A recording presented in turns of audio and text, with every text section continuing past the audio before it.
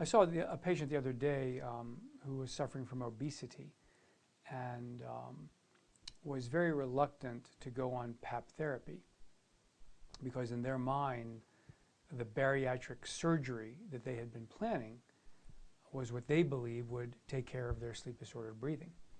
And this is a very common perspective amongst certain obese patients where the focus is simply, well, we'll treat the obesity with this drastic measure, which sometimes works and is sometimes very good for a lot of people.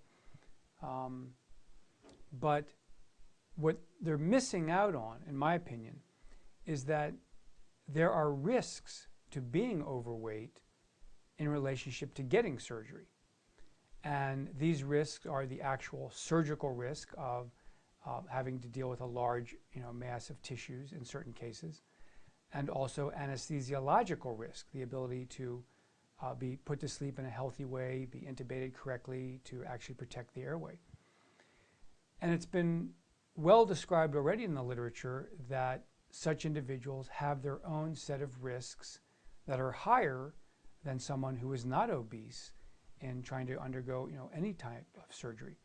So our perspective is that when someone wants to undergo bariatric surgery, we would like them to be on PAP therapy several months before the surgery so they've gotten used to it, they know how to use it.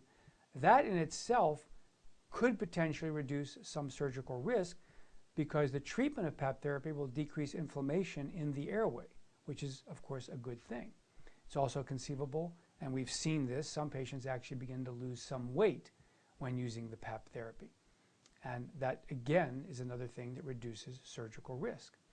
Then after the surgery, the person has a ready means to go back on PAP therapy because you don't lose all the weight right away. It takes several weeks, months, or years to progressively lose weight. Well, all during that time, the individual is still suffering from sleep apnea.